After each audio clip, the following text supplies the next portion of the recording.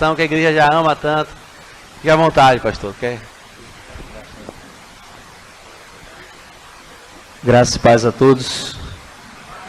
Quantos são felizes com a presença do Espírito Santo aqui essa manhã? Solta um beijo para ele. Dá um aplauso bem lindo ao Espírito Santo.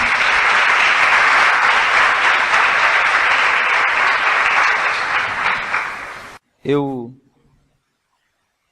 orei muito para estar aqui hoje de manhã. Sempre que vem a gente ora, né? Mas dessa vez eu orei mais. Sabia que hoje aqui o Espírito Santo ia fazer algo diferente, vai fazer, amém?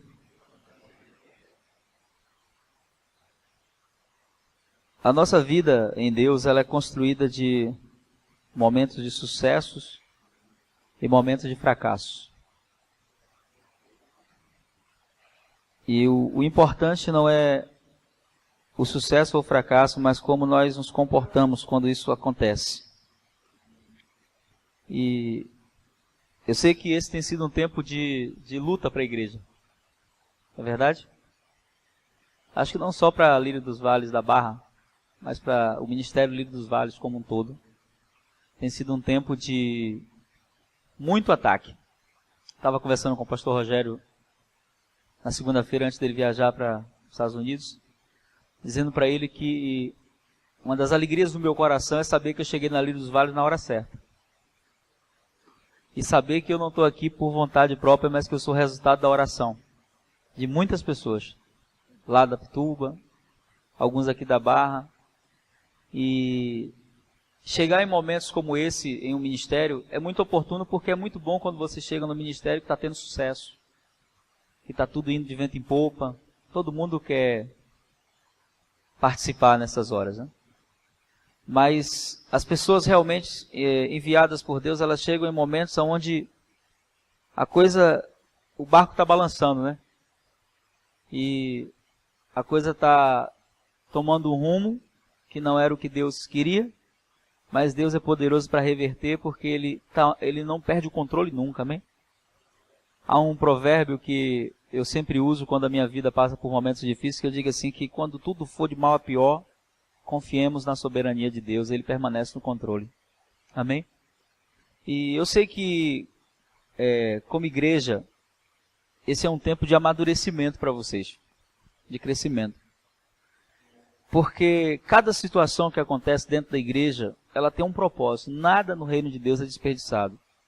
Na economia do Senhor, tudo se aproveita. Tudo. E a palavra que eu quero ministrar nessa manhã está em João capítulo 21. Vocês conhecem o texto? É um dos textos que eu mais gosto, que fala de recomeço, de restauração. O texto talvez que mais me inspire em toda a Bíblia, porque é um texto que mostra como Jesus nos trata quando nós pensamos em desistir. Ou quando nós pensamos em voltar atrás por conta de uma situação de fracasso na nossa caminhada com o Senhor.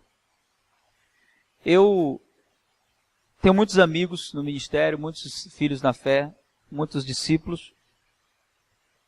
Pessoas que me conhecem desde que eu comecei no meu ministério. Eu comecei muito novo no ministério, eu comecei com 17 anos e eu fui pastor. Estou há mais tempo como pastor do que parece. Eu tenho só 35 anos, apesar de parecer ter mais, os cabelos já estão ficando brancos. Digo que é o cuidado pela igreja do Senhor e vai fazendo a gente parecer mais velho. Mas eu só tenho 35 anos. Desses 35, 17 deles como pastor. E na minha vida como pastor, eu já tive vários momentos. Momentos de muito sucesso, momentos de fracasso, momentos de queda, momentos de que eu me sentia sozinho, momentos que eu me sentia no meio de uma multidão. Então, quando você é um homem experimentado por Deus em várias situações, você se torna alguém mais tolerante.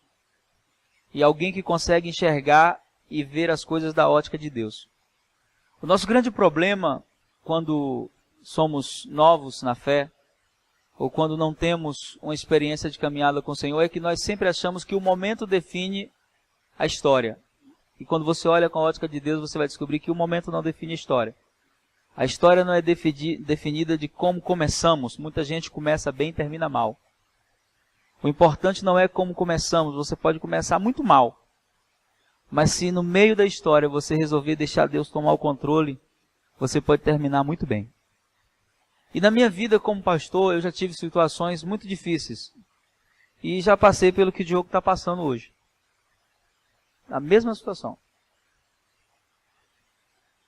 Eu não costumo falar isso a não ser em encontro de casais. Mas eu tenho um casamento que dura 15 anos. E que dura 15 anos por causa da esposa que eu tenho, não por causa de mim.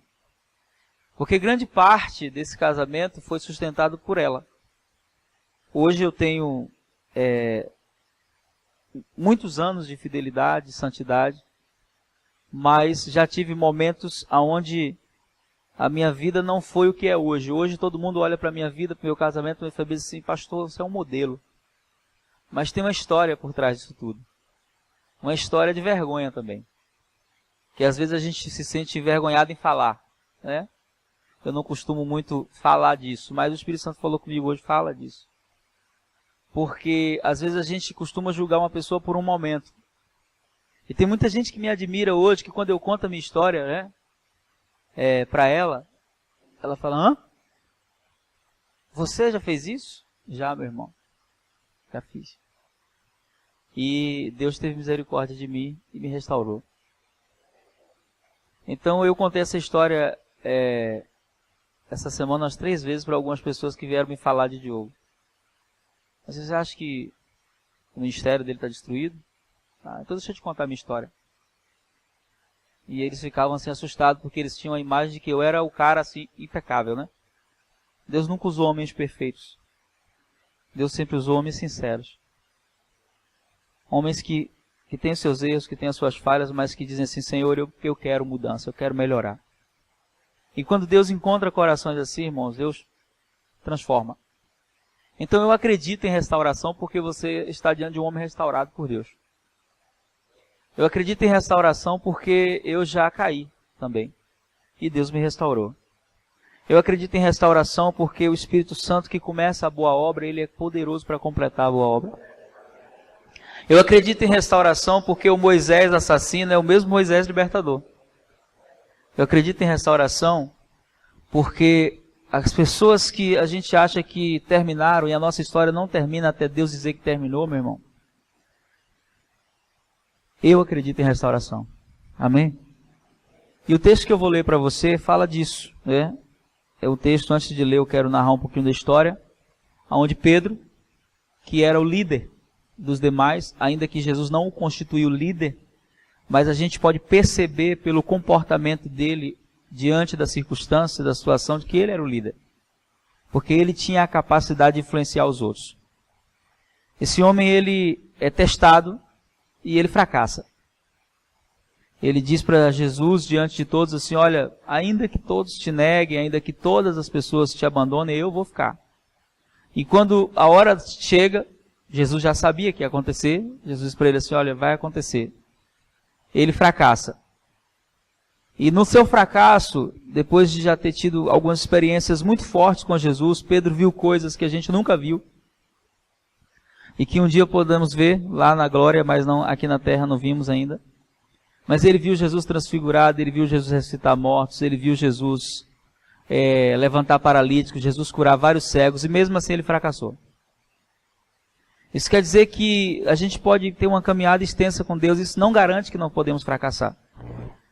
E ele fracassou em um momento, talvez, decisivo da vida de Jesus, que era o momento onde onde ele não deveria fracassar. E ele faz tudo o que ele disse que não iria fazer. Ele nega Jesus não só uma, não só 2, mas 3 vezes. Tem uma expressão que eu uso sempre, que eu digo que nós temos que ser traumatizados por Deus. A gente fala muito de cura interior dos nossos dias, né? E é legal. O Senhor deve curar os traumas em nossa alma que são causados pelo homem. Mas os traumas que são causados pelo próprio Deus, e Deus causa trauma na gente, eu vou te falar hoje que causa, eu vou te mostrar na palavra também. Eles devem permanecer, porque são eles que geram em nós um padrão de santidade. Por exemplo, Jacó. Ele saiu de Jaboque com a perna quebrada. E quem quebrou foi Deus. Todas as vezes que ele andasse mancando, ele iria lembrar que ele esteve face a face com Deus e nunca mais foi o mesmo. Quem derrubou Saulo do cavalo, do camelo, a Bíblia não fala, foi Deus. E ele ficou cego durante 3 dias. E todas as vezes que ele lembrava daquilo, ele se mantinha firme no caminho do Senhor. Foi Deus quem gerou isso. Uma lembrança dolorosa que gerava uma postura de santidade. Foi Deus. E eu quero dizer para você que o galo não cantou só naquele dia. O galo continuou cantando até Pedro morrer. E todas as vezes que o galo cantava, ele lembrava. E todas as vezes que ele lembrava desse dia. Ele não lembrava do dia que ele negou. Ele lembrava desse dia aqui. O dia em que ele teve face a face com Jesus, depois de haver pecado. E nesse dia que ele vai ficar face a face com Jesus, a história diz que eles estavam juntos, 8 irmãos, né? Pedro, Tomé, Natanael, os filhos de Zebedeu e mais 2 irmãos que a Bíblia não fala o nome, eles estavam juntos, né? Um deles, a gente sabe que é João, e eles seguem Pedro. Pedro diz assim, ó, eu vou pescar, ou seja, eu vou voltar a fazer o que eu fazia antes quando Jesus me encontrou. E eles estão pescando. E como eles eram pescadores experientes, eles não iam para um lugar que eles não tinham certeza que não iriam pegar peixe. Mas naquela noite eles passam a noite inteira pescando e eles não conseguem pegar nada. O interessante nisso tudo é que Jesus aparece nesse momento e Jesus investiu 3 anos da vida dele. Quantos anos? Nesses homens. E ele não iria desperdiçar isso, jogando eles fora. Porque Deus não nos descarta, Ele nos restaura. O homem descarta, mas Deus não. Moisés passou 40 anos treinando Josué. Quando Moisés morreu, Josué ficou depressivo. Não quero mais viver, não vou mais conseguir. Se Moisés, que era Moisés, não conseguiu, eu vou conseguir. E Deus poderia chegar lá naquele dia e dizer assim, olha, Josué, eu poderia ter escolhido qualquer um para ficar com Moisés, eu escolhi você e agora você vai ficar aí dentro da tenda? Então, olha, cara, você não serve mais. Chame Caleb lá, mesmo espírito, mesma autoridade, mesma ousadia, mas Deus não faz isso, Ele restaura Josué. Assim, para de olhar para trás, Moisés morreu, é o seu tempo, é a sua hora, e eu vou fazer você chegar onde Moisés nunca chegou, no tempo que Moisés nunca sonhou, e isso aconteceu. Em 3 anos e meio ele conseguiu conquistar nações que Moisés sonhou e não conseguiu conquistar. Então, no projeto de Deus, Jesus jamais iria descartar aqueles homens, porque Jesus, quando escolheu eles, Jesus já sabia quem eles eram. Diga isso para o seu irmão, Jesus sabe quem você é. Diga assim, Ele já sabia quando Ele te escolheu. Sabia ou não sabia? Tem gente que ora assim, diz, Deus, eu não quero te decepcionar. Fique tranquilo, não existe possibilidade disso acontecer. Ele já sabe quem você é. Ele não tem expectativa nenhuma em relação a você, a não ser a expectativa que Ele tem no Espírito Santo de fazer em você aquilo que Ele sabe que o Espírito Santo é poderoso para fazer. Então, Jesus, quando escolheu esses homens, Jesus já sabia o que eles eram. Jesus já conhecia a história deles. Jesus já sabia a natureza deles. Jesus sabia quem era corajoso. Jesus sabia quem era medroso, quem era incrédulo, quem era ganancioso. Jesus sabia tudo. Mas Jesus não escolhe pessoas perfeitas, Ele escolhe pessoas que estão dispostas a serem trabalhadas por Ele. E quando Jesus chega nesse momento, nesse lugar para encontrar com esses moços, eles estão pescando em alto mar e de repente eles olham lá na praia e está Jesus lá. Eles ainda não identificaram que é Jesus. E Jesus os convida. Aí eles estão lá, Jesus pergunta, vocês pegaram alguma coisa? Disse, não, pegamos nada. Então joga do lado de cá. E eles obedecem, depois a gente vai ler a história. Eles pegam uma grande quantidade de peixes. E depois, quando Pedro percebe que é Jesus, ele está sem a túnica, né, que costumava usar, eles não usavam para pescar, porque senão molhava. Ele põe a sua túnica, ele pula do barco e ele corre de encontro a Jesus. Depois tem toda aquela parte que eles vêm todos juntos e se assentam para comer. Jesus tinha lá peixe e pão. E eles se assentam com aquele silêncio, sabe? estarrecedor, aquele silêncio que grita mais alto que qualquer barulho, um olhando para o outro, né? É Jesus, né? Será que é? É Jesus. E aquela coisa. E Jesus está lá comendo sem falar nada, olhando para eles, né? E Jesus resolve quebrar o silêncio. E quando ele resolve quebrar o silêncio, o que é que ele faz? Ele se vira para Pedro, em meio aos outros 7 irmãos, e diz assim: Pedro, você me ama? Bom, todo mundo ali sabia da história. Sabia ou não sabia?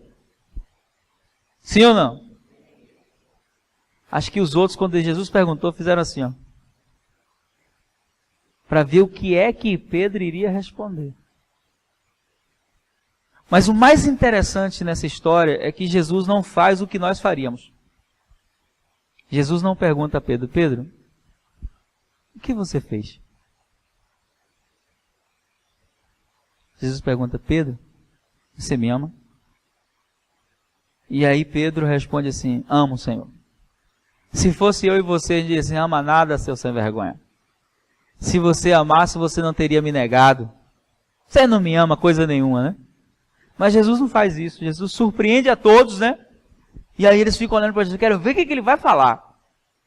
E Jesus diz para eles: então apacenta os meus cordeiros. Meus cordeirinhos, na versão original.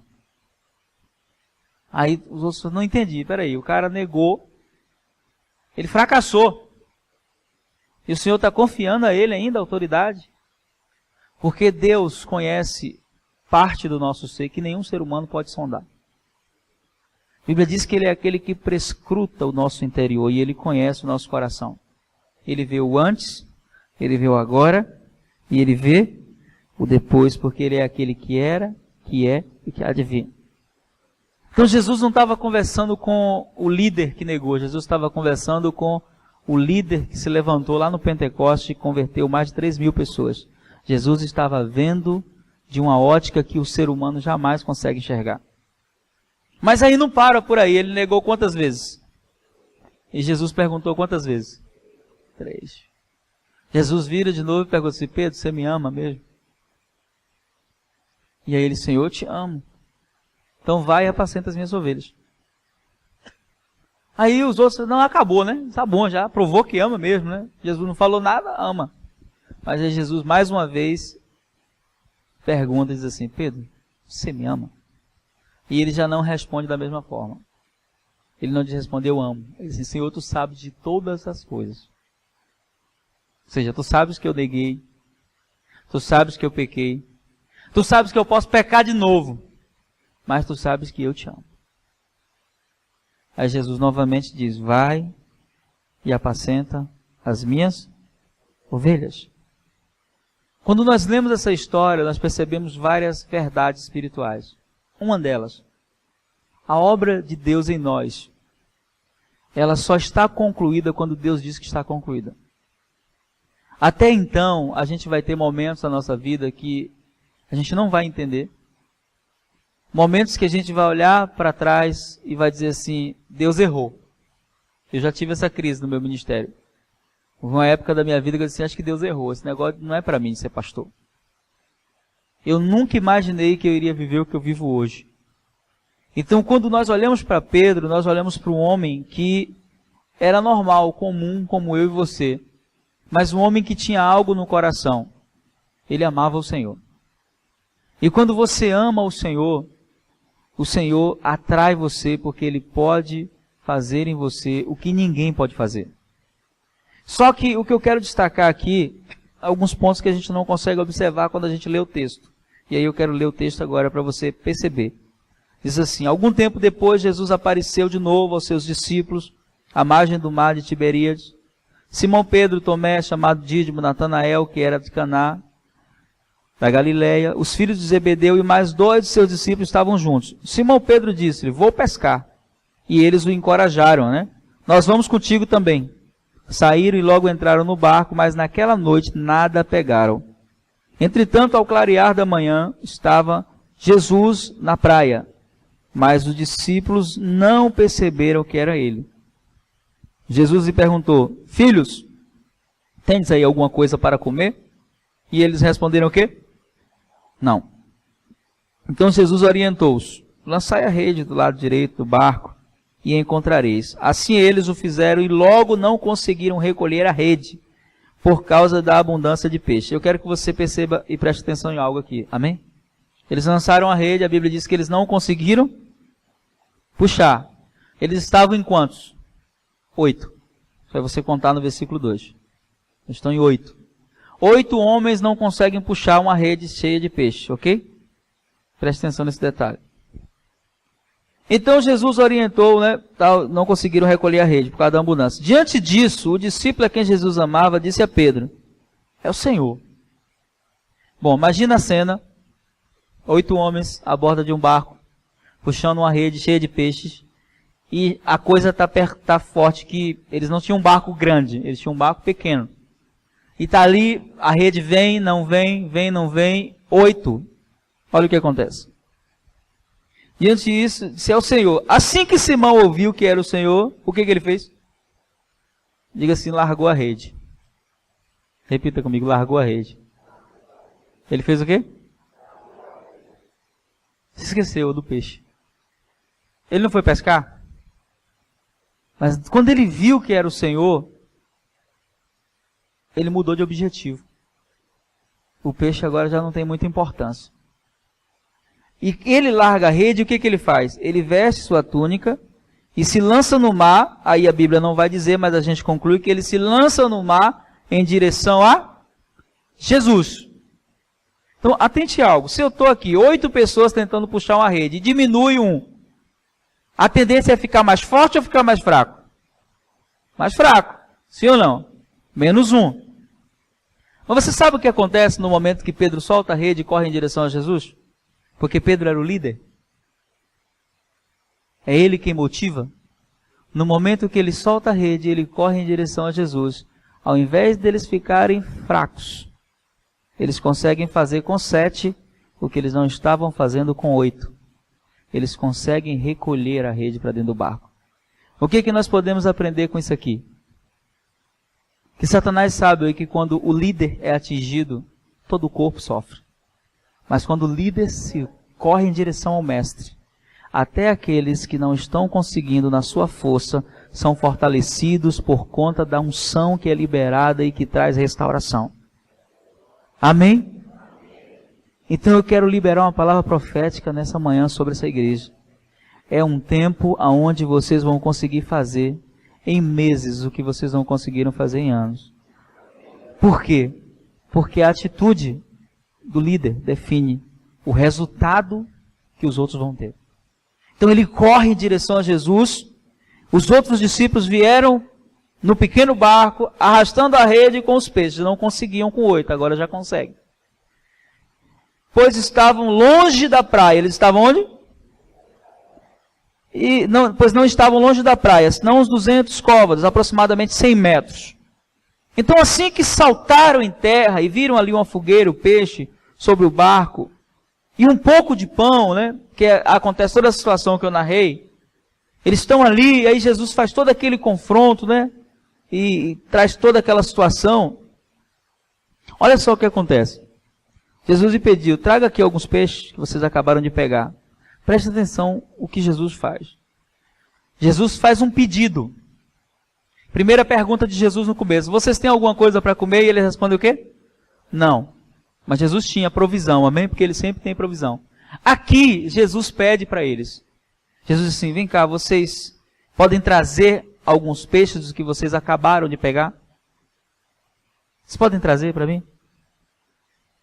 Pedro, o mesmo que saiu do barco correndo, se levanta sozinho. Preste atenção nisso.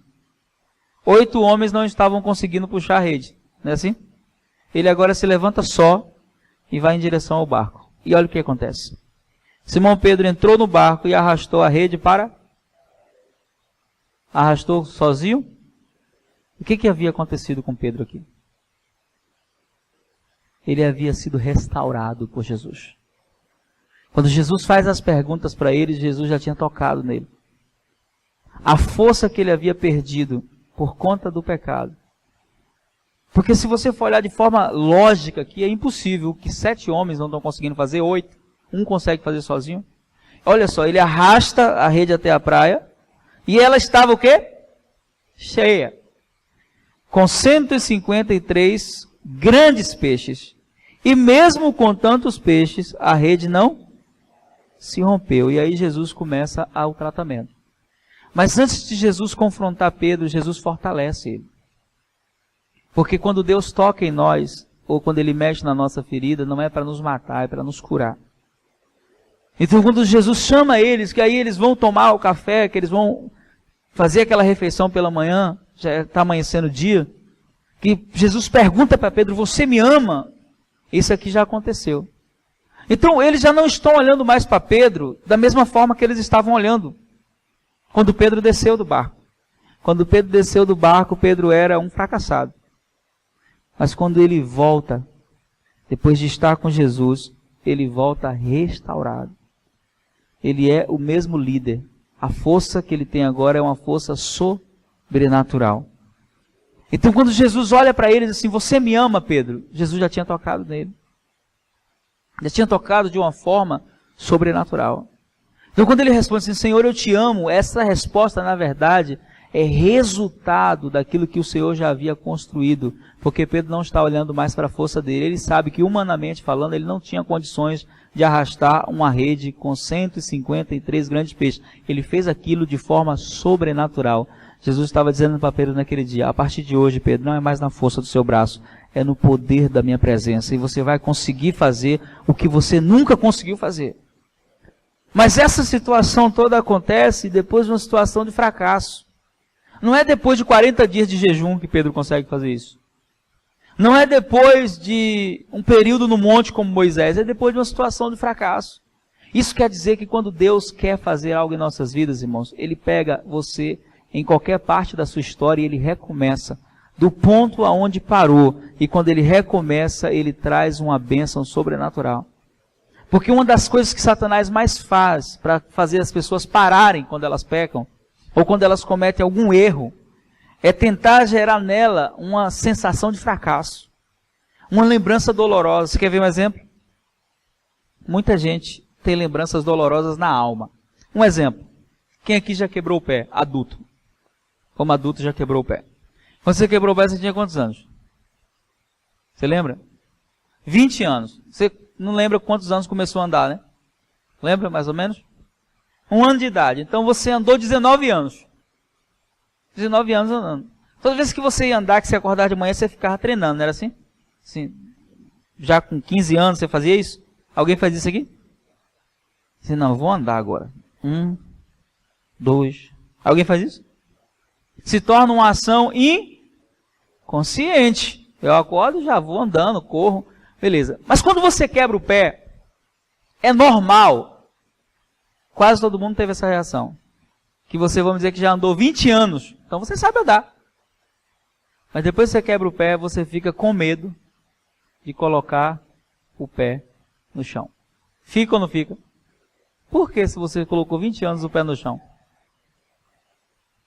Porque a gente guarda o momento da dor.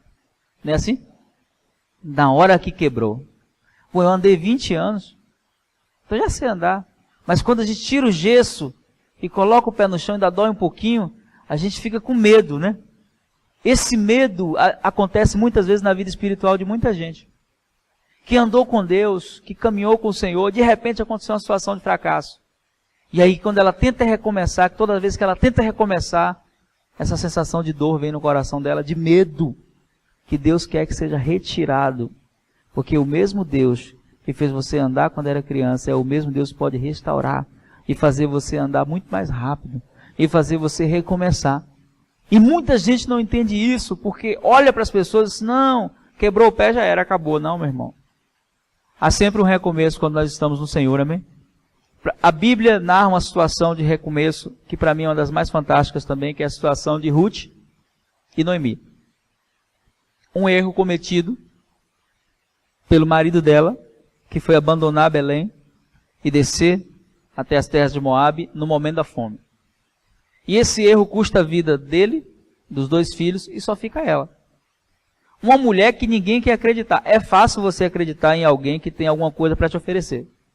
Sim ou não? Mas você querer caminhar com uma mulher que não tem nada? Não tem nada para oferecer? A verdadeira aliança, ela nasce debaixo de uma única expectativa: o Senhor.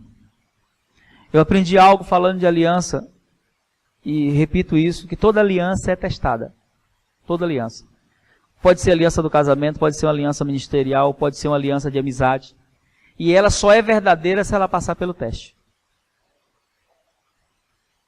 Depois que ela é testada. E ali, naquela situação de morte, de angústia, a aliança de Ruth e Noemi é testada, né? Ela libera elas, assim, ó, você pode voltar, você vai ter chance de casar de novo. Você também, ó, vai ter chance de casar de novo. Eu não tenho mais filhos para dar para vocês. Mas Ruth resolve fazer uma aliança com uma pessoa que ninguém faria.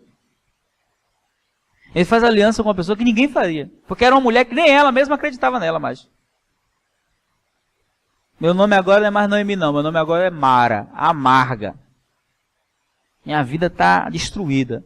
Então era uma mulher que não tinha nem ela mais tinha expectativa em relação a ela.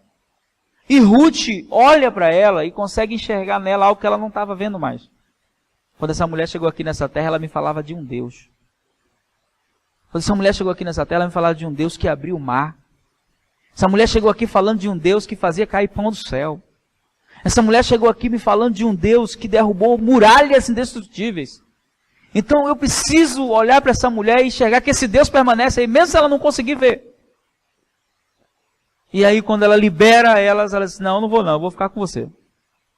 Mas eu não tenho nada para te oferecer. O teu Deus será o meu Deus. O mesmo Deus que você chegou aqui falando, que abriu o mar, o Deus que você chegou aqui falando, que fez coisas extraordinárias. Esse Deus aí, eu quero esse Deus. O teu povo será o meu povo. Onde você deitar, eu vou deitar. Onde você cair, eu vou cair. Se você levantar, eu vou levantar junto com você. Isso é uma aliança verdadeira. Por conta dessa aliança, ela entra na genealogia de Jesus, como uma das mães de Jesus, uma das matriarcas. Tudo por conta de uma aliança que foi testada e foi aprovada. A Bíblia diz assim, em todo tempo ama o amigo, e na angústia nasce o quê? O irmão. Semana passada eu vim pregar aqui, aí no final do culto me perguntaram assim, né? Vou falar porque eu estou pregando. Pastor, o senhor vai vir ficar aqui na Barra com a gente? Eu falei, sempre que for preciso. Eu vou estar aqui. Mas o senhor vai vir para cá como pastor? Eu falei, não, vocês têm pastor. O pastor de vocês é Diogo. E eu vou ficar aqui sempre que precisar. Por quê? Porque eu já passei pelo que ele está passando. E nessa hora, todo mundo quer o nosso lugar, né? Mas o verdadeiro amigo nessa hora, ele é suporte. Ele ajuda. E eu quero dizer para vocês que eu estou feliz em estar vindo aqui esses dias. Estou feliz. E o que eu desejo para Diogo? Falei isso para o pastor Rogério. Falei, olha, a gente vai ajudar. Não importa o que vier, se é para apanhar, a gente vai apanhar junto. Mas que vai haver restauração, vai. Por quê? Porque é nesses momentos que o nosso caráter é testado. É nesse momento que a aliança é provada. É nesse momento que a fidelidade é gerada. No momento da crise, irmão. No momento quando está tudo bom, quando está tudo legal, né? Que a igreja, uau, está bombando. E aí eu sempre digo, pastores, a igreja que vocês têm não é aquelas que vêm aos domingos. A igreja que vocês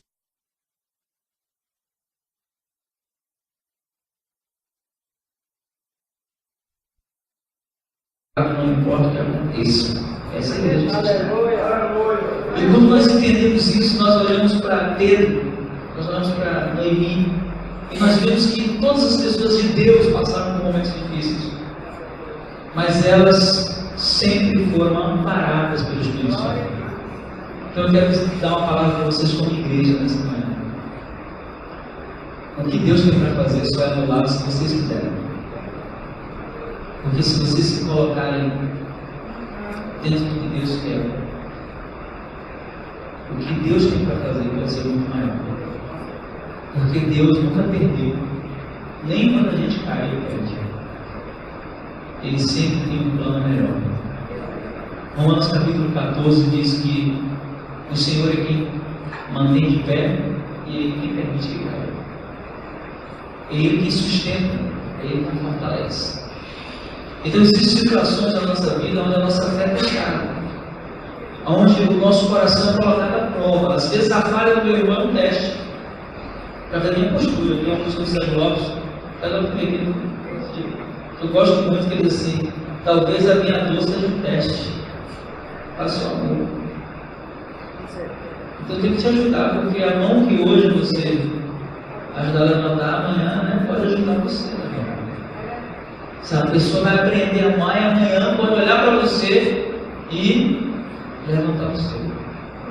Então, igreja do Senhor, esse tempo na vida de vocês é um tempo de aprendizado, hein? Porque muitas pessoas vão entrar aqui feridos. Igreja é um lugar de receber feridos. Tem um amigo meu que é pastor no Rio de Janeiro, ele tem um programa de rádio, eu gosto muito do que ele fala. Ele diz assim: venha para cá, porque aqui os seus problemas são bem-vindos. Porque a igreja é um lugar de cura, né? E em todos os âmbitos você imaginar.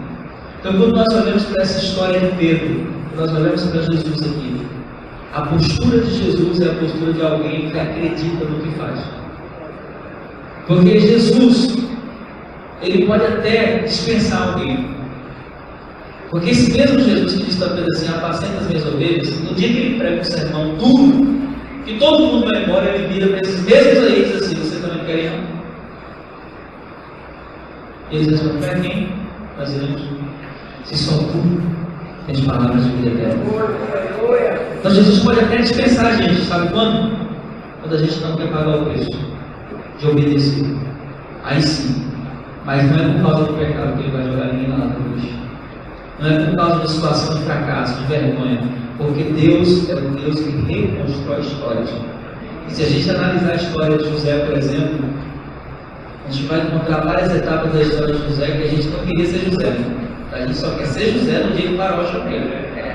Eu, né? No dia que o faraó chama ele, a gente quer ser José pelo jeito. Aí sou eu. Mas ele foi para a cova, meu irmão. Ele foi para a prisão. Ele ficou distante da família. Ele foi vendido pelos irmãos. A gente não quer ser esse. A gente quer ser aquele, mas não existe aquele sem esse. Não existe, né, o depois sem o antes. E o antes pode não ser compreendido. José foi jogado na cova pelos irmãos. Sim ou não? Mas Deus escolheu ele de pobre. Deus escolheu. Foi vendido a uma caravana, mas Deus escolheu a caravana. Porque a caravana era só uma carona. Ele chegar no destino que Deus tinha dele.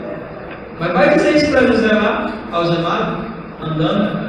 Olha, fica tranquilo, isso é só uma carona. Ele olhar para você assim: vou falar pela voz. Aí chega lá, é comprado, mas Deus escolheu quem comprou. Lá aparece a mulher, se joga para cima dele, não era nem pombagira, ele era pomba física. E aí tenta agarrar o homem a todo custo, vai para a prisão. Mas Deus escolheu em que parte da prisão ele ficar. E lá, na prisão, Deus cumpre a obra. Vai dizer para ele lá na prisão, né? E lá na casa de Potifar, no melhor, no meio do mundo melhor. Andava em tudo. De repente, no outro dia, porque a gente fala assim: você pode acordar na prisão, dormir no palácio, mas você pode também estar no palácio e acordar na prisão. José não deu isso, viveu os dois lados da história. A gente só gosta da parte de acordar no palácio, de acordar na prisão e dormir no palácio. Mas teve uma vez que ele estava já não tem como. E no outro dia ele estava dormindo no chão. Então a vida com Deus ela é construída nas situações que a gente não compreende. Então a gente tem um defeito, né, que é o defeito de julgar, apontar o dedo. A gente gosta de fazer isso. Todo mundo a gente gosta. E aí eu quero encerrar dizendo uma história que eu li alguns anos atrás que mudou a minha conduta em relação a isso. Eu li essa história do livro de Kenneth Hagin, o mais importante é o amor. Ele vem por aí, no começo da minha fé. Ele conta a história que estava no congresso e um pastor havia pecado. E o pastor que foi pregar não falou o nome do pastor, mas contou a história, e quando contou a história, todo mundo sabia quem era, né? E começou a mandar ver. E ele disse que começou a dizer amém. Amém! Amém! Beleza, aí disse que tinha um período da vida dele que ele tirava sempre uma semana para ficar ele e Deus numa fazenda que ele tinha. E aí quando ele chegou, foi para essa fazenda lá que ele tinha, estava lá sós com Deus. Deus, não quero ouvir tua voz, fala comigo, quero ouvir tua voz. E aí o Senhor falou com ele, disse assim: quem é tu, pois, que julga o servo alheio? Aí ele, não entendi, Senhor. Aí o Senhor perguntou para ele: quem é tu, pois, que julga o servo alheio? E aí ele se lembrou da situação do rapaz, lembrou que ele disse amém. Falei: Senhor, mas não foi eu que preguei a mensagem, não. Aí o Senhor respondeu para ele: quem é, pois, tu que julga o servo alheio? Aí ele falou: vem cá, Senhor, mas ele pecou ou não pecou?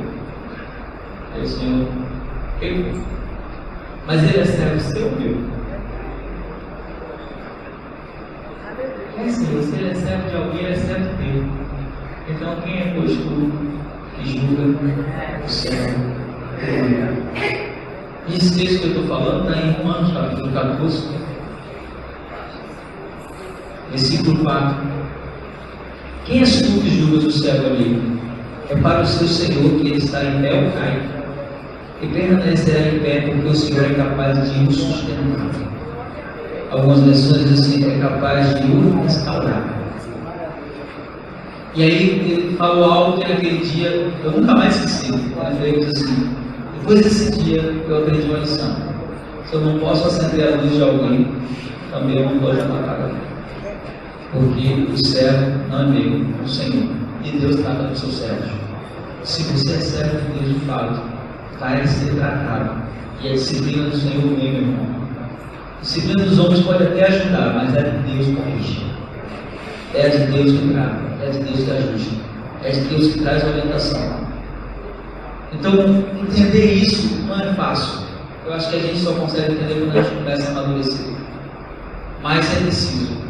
Por quê? Porque às vezes a gente quer fazer isso que o irmão quis fazer. A gente quer dar opinião, a gente quer... E eu sempre digo que nos momentos de pecado e de dor, ao invés de ser mais uma língua, eu prefiro ser mais um joelho. Porque existem muitas línguas que se levantam nesse momento. Mas eu prefiro ser mais um joelho. Eu preciso ser mais alguém que olha, que fala com Deus. Porque a Bíblia diz em Gálatas capítulo 6 que quando o irmão cair, você tem que olhar para ele e ver você. E ajudá-lo pensando: nossa, amanhã pode ser eu. Porque todos nós somos falhos e ainda estamos em construção. Amém? Amém. E diga assim para o seu irmão: meu irmão, ninguém tem o direito de julgar uma obra que ainda não está completa. Então você tenha paciência comigo. A obra que está completa ainda. Amém? Então eu quero que vocês guardem essa palavra no coração de vocês, e eu creio que grandes coisas estão por vir. Grandes coisas Deus está crescendo. Eu estou feliz por chegar no tempo da crise. Porque o tempo da honra vai ser muito mais do que você imagina. Porque Deus é poderoso para fazer infinitamente.